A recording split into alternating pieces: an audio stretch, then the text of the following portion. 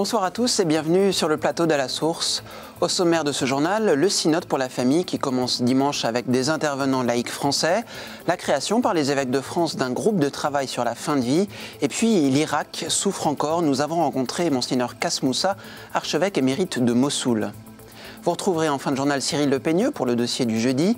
Avec ces deux invités, Cyril, on va parler de quoi aujourd'hui ? Alors le synode pour la famille, un grand malentendu, c'est ce que nous verrons avec Émeric Pourbet de Famille Chrétienne et Jean-Pierre Denis de La Vie. Comme je vous le disais en titre, le synode pour la famille s'ouvre ce dimanche à Rome. Parmi les 253 participants, une soixantaine d'experts et auditeurs vont intervenir devant les pères synodaux. Le pape François a notamment fait appel à 14 couples mariés du monde entier, engagés dans la pastorale familiale. Parmi eux, les Français Olivier et Christy Roussy. Ils sont membres d'Amour et Vérité, un groupe de préparation au mariage qui dépend de la communauté de l'Emmanuel. Nous espérons être entendus dans ce partage et de voir comment ça va pouvoir ouvrir les familles à une espérance nouvelle, à une ouverture à la vie, à l'amour du message de l'Église, voilà, et à l'amour de l'exigence de ce message. J'attends que l'Église soit bousculée aussi et me bouscule, et nous bouscule dans nos questionnements sur les familles et sur les couples. Et puis aussi peut-être de trouver de nouveaux chemins plus inventifs, parce que je constate qu'autour de moi, il y a beaucoup de familles blessées. Il y a beaucoup de mères de famille qui se posent des questions, des pères de famille qui se posent des questions sur l'éducation, sur leur vie de couple, sur comment faire grandir leurs enfants dans la joie, de façon équilibrée, que ce soit des hommes et des femmes solides plus tard. Et je me dis, ben voilà, comment nous, avec ce qu'on porte, on peut accueillir ces personnes et cheminer avec elles. Bien sûr, KTO a prévu une programmation spéciale pour couvrir le synode avec, pendant 2 semaines, des directs, des entretiens exceptionnels et des flashs depuis Rome. Vous retrouverez toutes ces vidéos sur une page spéciale du site internet de KTO. Ce matin, Monseigneur Georges Pontier, président de la Conférence des évêques de France, a annoncé dans le journal La Croix la création d'un groupe de travail sur la fin de vie. La date de cette annonce ne doit rien au hasard, elle intervient 2 mois avant la remise du rapport sur la fin de vie commandité par Matignon aux députés Jean Leonetti et Alain Claes. Mais l'archevêque de Marseille ne veut pas que le calendrier politique gouverne seul l'évolution des lois. L'Église aussi doit ouvrir un débat dans la société. Et c'est l'archevêque de Rennes, Monseigneur Dornelas, qui sera aux commandes de ce groupe. Beaucoup de gens réfléchissent sur toutes les situations qui sont posées vis-à-vis de ce qu'on appelle sommairement la fin de vie. Je voudrais, avec ce groupe de travail, participer à leur réflexion, d'abord en les écoutant, d'abord en leur rendant hommage de tout ce qu'ils font pour accompagner les personnes qui sont en fin de vie. Et ce capital d'expérience mérite aussi d'être un capital de réflexion. Il y a aussi, évidemment, la réflexion menée par la mission parlementaire, confiée par le Premier ministre. Et nous voulons participer à cette réflexion de ceux et celles qui sont appelés à penser la loi. Merci au diocèse de Rennes qui a réalisé l'interview. Bioéthique encore, vous avez peut-être entendu parler ou même vu le clip vidéo diffusé en mars dernier à l'occasion de la journée mondiale de la trisomie 21. Intitulé Dear Future Mom, il mettait en scène de jeunes porteurs du trisomie 21 qui parlaient de leur joie de vivre. Quelques mois plus tard, le CSA a demandé aux chaînes de télévision de ne plus diffuser cette vidéo. Motif de cette décision, le risque de troubler les femmes qui pourraient décider de ne pas garder le fœtus porteur de trisomie. Eh bien, 7 trisomiques viennent de déposer un recours pour excès de pouvoir devant le Conseil d'État sans faire appel à un avocat.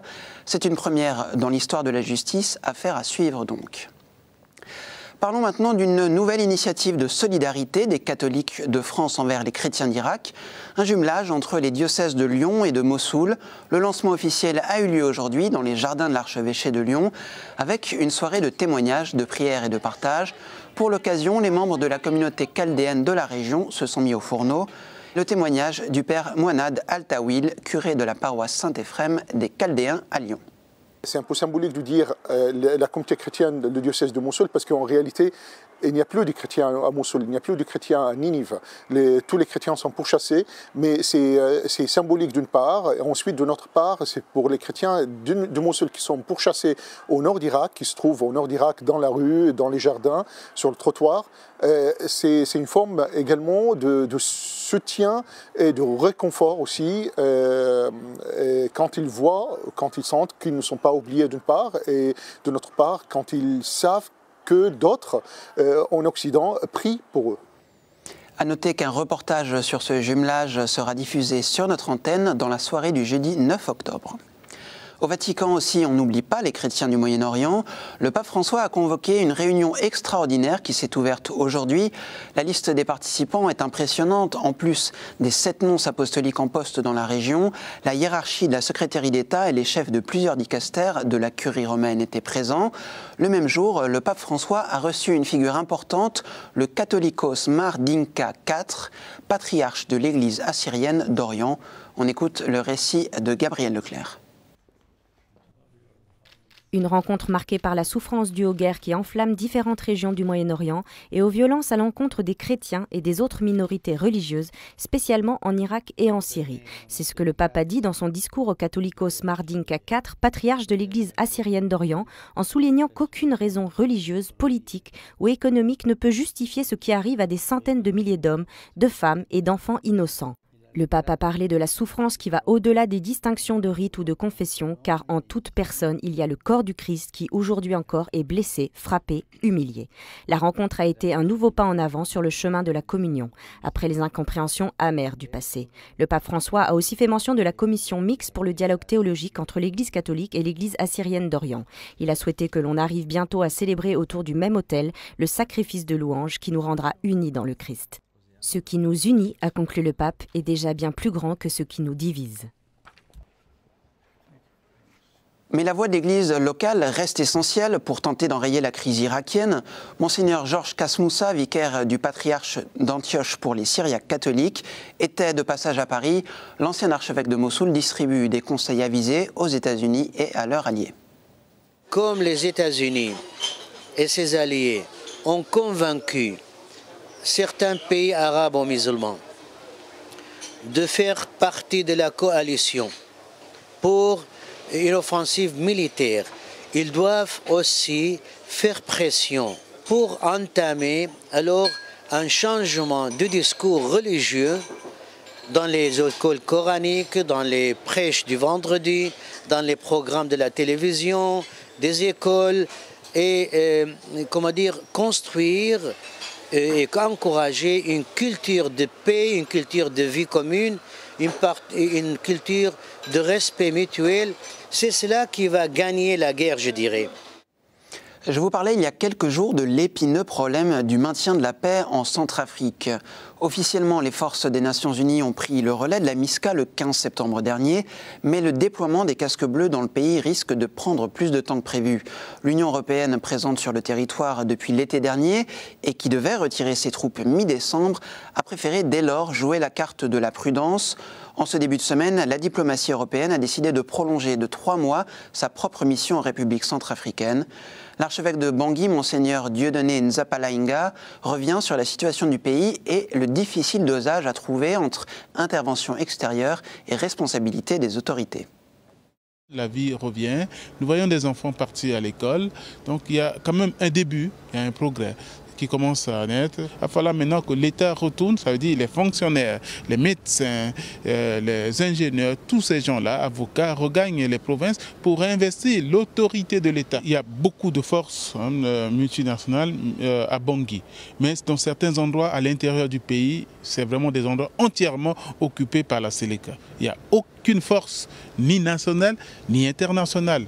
Et ces gens-là sont encore des seigneurs de guerre. Ils ont le droit de vie et de mort sur les gens. Avec la venue de MINUSCA, on pense qu'ils peuvent sécuriser, encourager à ce que la force revienne à la loi et non aux armes. Retour en France maintenant, l'enseignement catholique faisait sa rentrée officielle aujourd'hui. Pascal Balmand, secrétaire général, nous révèle les enjeux de cette nouvelle année marquée par la mise en place des nouveaux rythmes scolaires.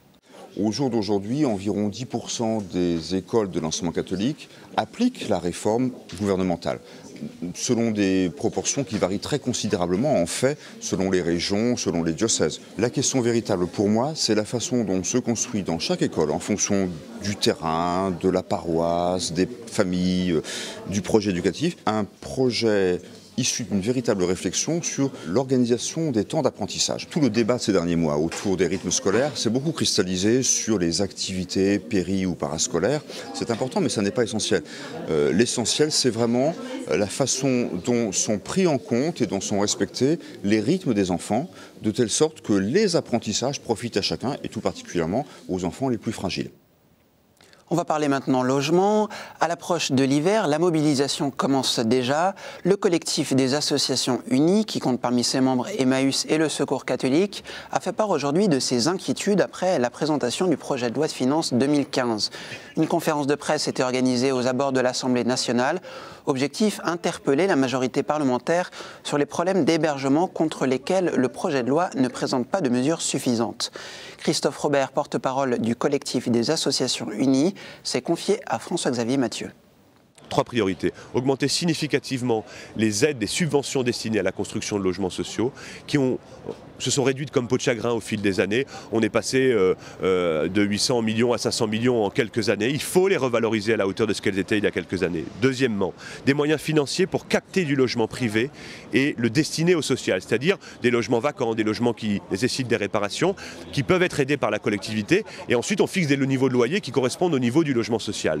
Et puis, les aides au logement. Ces APL qui aident à solvabiliser 6 millions de ménages aujourd'hui parmi les plus modestes. Elles aussi, elles ont perdu de leur impact parce qu'elles n'ont pas été assez revalorisées ces dernières années. Il faut donc redonner du souffle, du pouvoir d'achat aux ménages et de la capacité de payer leur loyer en les revalorisant significativement. Voilà les 3 priorités que présente le collectif pour le projet de loi budgétaire. C'est le retour dans l'actualité d'un sujet qui fait débat, l'ouverture de ce que l'on appelle couramment les salles de shoot à destination des toxicomanes. Hier, le Conseil des ministres a voté un projet de loi qui a beaucoup fait parler de lui. Présenté par la ministre des Affaires sociales et de la Santé, Marisol Touraine, ce texte permet la mise en place des salles de consommation contrôlées de stupéfiants, une initiative qui va durer une période d'essai de 6 ans. Et qui rencontre également de nombreuses oppositions. Nous avons demandé l'avis du père Pierre de Parcevaux, responsable de la Luciole, une structure d'accueil pour toxicomanes à Paris.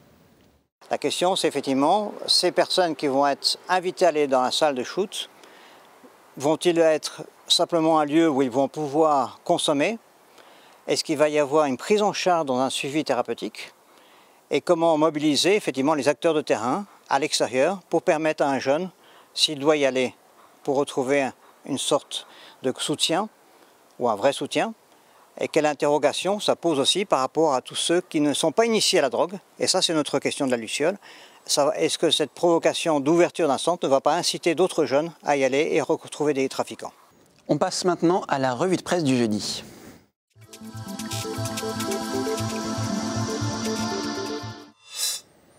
Hier, c'était la sortie dans les salles obscures du film L'Apôtre, réalisé par Cheyenne Caron, qui raconte la conversion d'un jeune musulman au catholicisme.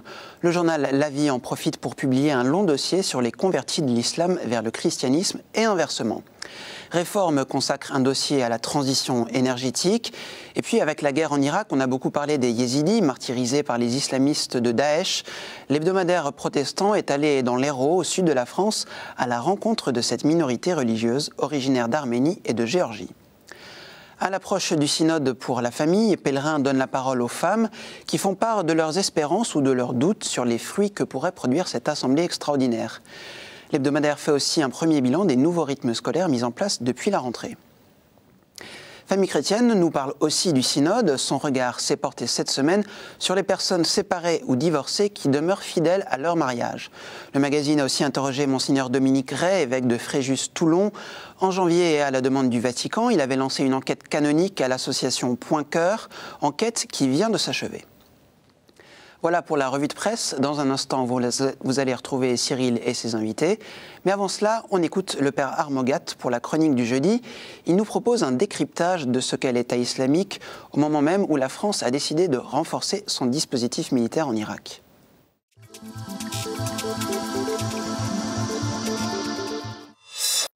La situation au Moyen-Orient est complexe et la lecture des médias français, internationaux, ne nous aide pas beaucoup à comprendre ce qui s'y passe. Nous sommes tous un peu perdus.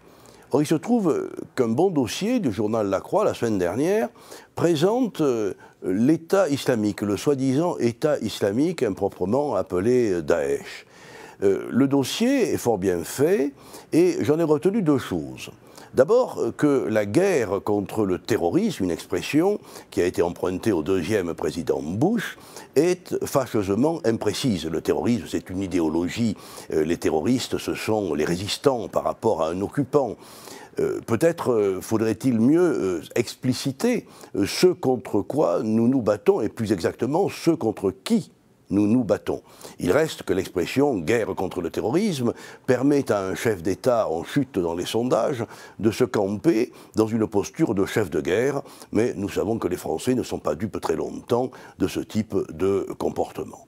En second lieu, nous sommes, à juste titre, très préoccupés par les minorités chrétiennes qui sont non seulement menacées, mais carrément attaquées et qui risquent de disparaître de ces régions. Il reste que les principales victimes, numériquement, de ce soi-disant État islamique sont des musulmans. Les frontières religieuses et les frontières politiques sont différentes, mais il faut penser aux dizaines de milliers de femmes qui sont humiliées, réduites en esclavage par ce soi-disant État islamique. Les premières victimes de l'État islamique sont majoritairement des musulmans qui ne partagent pas les options de cet État islamique et qui sont militairement contraints d'observer les lois et règlements, y compris lorsqu'ils violent les droits de l'homme et de la femme, en l'occurrence. Voilà, alors je crois que cette question est complexe et qu'avant de parler, il nous appartient de nous informer et d'avoir recours aux bons moyens d'information. Place maintenant au dossier. Quant à moi, je vous retrouve mardi prochain pour une nouvelle édition d'À la Source. Très bonne soirée à tous.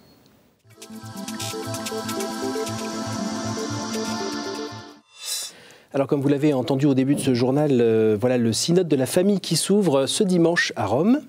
Alors, les couvertures de l'Avis, le numéro de la semaine dernière de l'Avis et le numéro de Famille chrétienne cette semaine sont bien dans l'actualité. Alors, je vais commencer tout simplement, messieurs, par vous demander déjà vous accueillir. Bienvenue, Émeric Pourbet, bonsoir, directeur de la rédaction Famille chrétienne, et Jean-Pierre Denis, directeur de la rédaction de l'Avis. Bonsoir. Alors, Émeric, cette semaine, qu'est-ce que vous avez voulu nous dire sur cette thématique ? Eh bien justement que d'une certaine manière, les médias, de manière générale, se sont focalisés sur la question des divorcés remariés, au point qu'on ait pu penser à un synode des médias, comme il y a eu un concile des médias, ce qu'avait dit Benoît XVI à propos de Vatican II. Et donc nous, on s'est intéressé à une catégorie de population dont on ne parle jamais, qui sont les divorcés, mais qui ont choisi de rester fidèles à leur mariage et donc à ne pas se remarier. Parce que souvent on les confond, notamment les associations qui les accompagnent, les regroupent. Or, les situations sont quand même bien différentes et je crois que c'est important parce qu'ils nous montrent aussi que derrière leur engagement, derrière leur choix, qui n'est pas facile, qui est souvent très douloureux, qui nécessite un accompagnement, enfin un cheminement, il y a une fidélité à l'indissolubilité du mariage. Et ils nous montrent que c'est vraiment un trésor précieux pour l'Église. Et je crois que c'est important de leur rendre hommage de cette manière. D'accord. Et la semaine dernière, alors, dans l'Avis ? Je crois qu'il y a un problème. La première chose à faire, c'est de le regarder en face. Ce n'est pas pour rien si ça fait partie des sujets qui seront discutés à ce synode, même si ce n'est qu'un des sujets qui seront discutés.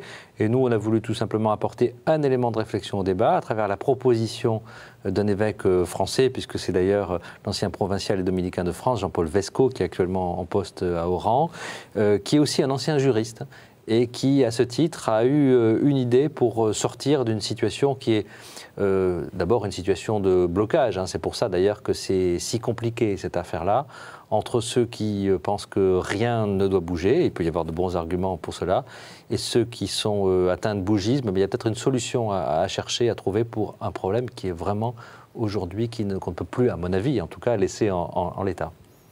Alors, dans Famille chrétienne, on a les lecteurs et la rédaction a justement envie que rien ne bouge ou que ça bouge ou... D'abord, je pense qu'effectivement, il faut replacer le débat dans son ensemble parce que le synode pour la famille, ce n'est pas uniquement la question des divorcés mariés, Jean-Pierre vient de le dire. Je crois que d'abord, ce qu'il faut revaloriser, c'est la notion de famille parce qu'elle est maltraitée dans le monde entier et le pape lui-même a dit que la crise de la famille était mondiale. Donc voilà. Alors certes, il y a la question des divorcés mariés, mais il y a plein de choses. Il y a aussi, par exemple, la question de la préparation au mariage, la manière, les législations sur la famille dans le monde entier, encore une fois. Et donc, la problématique est extrêmement vaste. Alors après, il ne s'agit pas de dire on veut que rien ne bouge ou que tout change. Il s'agit de dire de quoi on parle. Hein. Et si on parle de sacrement de mariage, je pense que là, la première chose à faire, c'est de se dire en quoi est-ce que le sacrement de mariage, aujourd'hui, il est mal connu, il est peut-être mal compris par les gens qui le prennent eux-mêmes, hein, d'où l'intérêt de la préparation au mariage, de la renforcer. Ensuite, je crois qu'il y a d'autres solutions que la question de la communion pour les divorcés mariés. Il y a le cardinal Scola notamment qui a fait un certain nombre de propositions qui me paraissent intéressantes. D'abord, il y a la communion spirituelle, hein, et ça permet de redécouvrir aussi qu'on n'est pas forcé de communier. La communion spirituelle, justement, pour répondre à la demande? Non, je ne vous serais d'ailleurs pas surpris que je vous fasse cette réponse. Sans vouloir faire une réponse justement caricaturale. La première chose à dire, c'est que c'est un problème complexe. Si c'est un problème si simple que cela, il ne serait pas là, on ne serait pas en train d'en discuter. Et d'ailleurs, bien malin qui peut prétendre savoir comment le pape va trancher cette affaire-là. La première chose, moi, que j'ai envie de dire, c'est que le pape François a ouvert un débat, un espace de débat. La preuve, il y a des cardinaux qui s'expriment, dans des sens d'ailleurs opposés. Il y a un débat d'idées qui s'est engagé dans l'Église, et je pense que c'est une bonne chose. Je pense qu'il ne faut pas avoir peur dans l'Église catholique d'être des adultes, c'est-à-dire capables de réfléchir ensemble pour le bien de l'Église. On n'est pas d'accord sur ce dossier-là, parce que moi je pense qu'il faut trouver une solution, et que cette solution, elle doit passer d'une certaine façon. On ne peut pas contourner le problème de la communion pour les personnes divorcées. Alors pardon, mais il existe déjà la solution en fait. Je ne dis pas qu'il y a une seule solution, mais je dis que tout le monde est appelé à la sainteté, y compris ceux qui font le choix de se remarier, c'est leur droit. Mais dans ce cas-là, la communion, c'est pas un droit. Je veux dire, c'est pas c'est pas la subjectivité qui doit régner par rapport à cette question-là. Et donc, moi, je pense que ce serait un mauvais signal que de dire pour l'ensemble des couples mariés, pour ceux qui font contre vent et marée, justement, il y en a aussi qui restent ensemble, qui font tous les efforts du monde, que de dire finalement, bah voilà, on libéralise en quelque sorte, on crée une sorte de divorce catholique. Bien sûr. Mais moi, je suis marié très jeune et pour toute la vie, et ce que je souhaite évidemment à mes enfants, c'est la même chose, un mariage fidèle, indissoluble et pour toute la vie. C'est le rêve de tout le monde, et on espère tous pour ce qu'on aime que ce sera la réalité. Pour autant, la réalité n'est pas toujours celle-là. Et donc, il ne s'agit pas pour moi de tout envoyer valser. Je prenais l'exemple des églises orthodoxes. On ne peut pas dire que l'église orthodoxe soit une institution très portée sur la relativisation des dogmes. Vous voyez, ce n'est pas une institution qui est réputée pour sa souplesse et mettre systématiquement de l'eau dans son vin. Elle a apporté une solution à ce problème. Moi, je pense qu'on ne peut pas le contourner, ce problème-là. Et je dis encore une fois que la solution n'est pas évidente, n'est pas facile, parce que justement, on ne veut pas relativiser la valeur du sacrement indissoluble. C'est pour ça que la proposition que fait Jean-Paul Vesco, qui est une proposition à certains égards assez technique, qui revient sur la notion juridique, en fait, retravaille juridiquement sur le mariage, me semble ouvrir une porte nouvelle et novatrice. Voilà. L'Église, en fait, est prise, en fait, à mon avis, entre un conflit, entre deux positions qui sont assez extrêmes, soit dire il ne faut jamais rien bouger, sinon on ne sera plus catholique, ou dire il faut toujours s'adapter à son temps et courir toujours derrière son époque. L'enjeu, c'est de trouver pour moi un équilibre et donc d'apporter une solution à ce problème. Parce qu'en attendant, il y a beaucoup de gens qui sont dans cette souffrance, dans cette souffrance, parfois dans cette révolte. Moi, je suis, comme catholique, j'ai besoin d'avoir accès à l'Eucharistie. L'Église me dit que l'Eucharistie est la source et le sommet de la vie chrétienne. Ça me pose un problème que des divorcés remariés en soient privés. Je pense que dans la compréhension même de l'Eucharistie, les pères évêques du synode vont devoir travailler parce que l'Eucharistie, c'est d'abord le sacrifice du Christ, le renouvellement du sacrifice du Christ, c'est pas d'abord la communion. La communion, ça ne vient que dans un deuxième temps. Donc je pense que l'Église, les catholiques de manière générale, ont à se réapproprier d'abord cette notion de sacrement qui est beaucoup plus forte que dans l'orthodoxie. Et je pense que c'est là aussi la différence qui nous différencie avec l'Église orthodoxe. Alors, moi, ce qui me dérange un petit peu, là, je pense, c'est un problème problème qui est mondial, parce que les problèmes de l'Église catholique sont des problèmes mondiaux. Donc il y a un point de vue qui s'exprime ici, d'ailleurs 2 points de vue qui sont différents. Un autre point de vue peut être exprimé en Afrique, où la préoccupation va être la polygamie. Donc il faut tout de suite relativiser notre discussion. Cela dit, je pense que l'enjeu là de ce synode tourne quand même, premièrement, autour de ce dossier des divorcés remariés, et que si la montagne, un synode, c'est pas rien, un autre rendez-vous dans un an accouche d'une souris, ça sera un rendez-vous manqué. Donc c'est pas changer pour changer, c'est se réunir pour trouver une solution à un problème. Ce qui est sûr, et c'est là le côté malentendu, c'est qu'il n'y aura pas de changement dans une semaine, 2 semaines, dans un an non plus. Et en plus, l'autre malentendu, c'est de justement mettre ces divorcés remariés comme la question à résoudre. Parce que c'est très, moi je trouve, enfin, vous ne trouvez pas que c'est très européano-centrique? Là-dessus, on sera d'accord, la famille est bousculée par plein de choses. Elle est bousculée par le consumérisme, elle est bousculée par l'allongement de la durée de vie, elle est bousculée par la fin de l'autorité, la difficulté dans la relation entre les parents et les enfants, elle était bousculée sur plein de sujets. Certes, mais justement, il faut que l'Église apporte une réponse avec un modèle familial qui reste le modèle catholique, fondé sur un mariage, qui est par nature, effectivement, sacrement étant par nature indissoluble, mais trouver une solution pour, je dirais, contourner au bon sens du terme un obstacle, un mur. Alors, le temps presse, comme ça arrive souvent dans ce plateau. Votre point d'attention, genre brièvement chacun, votre point d'attention sur ce synode qui s'ouvre dimanche? Moi, je pense que notre point d'attention, à nous journalistes, en tout cas notre responsabilité, c'est justement peut-être de ne pas focaliser sur cette question-là, parce qu'effectivement, le risque, c'est de créer des déceptions, des attentes et puis des déceptions, parce que même le pape n'a pas l'autorité pour revenir sur la discipline de l'Église en la matière. Donc, il ne faut pas non plus susciter, encore une fois, des espoirs qui risquent d'être déçus. Jean-Pierre, très très vite. Moi, je ne sais pas ce que le pape va décider, bien malin qu'il se prétend être dans la tête du pape François. J'observe juste qu'il a convoqué un synode pour réfléchir, entre autres, à cette question, entre autres. Donc je doute que la question soit écartée, a priori, en disant il n'y a rien à faire, il n'y a rien à dire, circuler, il n'y a rien à voir. Il y a quelque chose à voir, tout le monde peut le sentir. Bon, alors on va suivre ça avec attention. Merci messieurs pour votre présence. Merci, chers téléspectateurs, pour votre attention. Vous pourrez donc suivre à partir de dimanche sur KTO ce synode pour la famille. Rendez-vous mardi prochain, ou sinon pour revoir ce programme sur ktotv.com. Bonne soirée.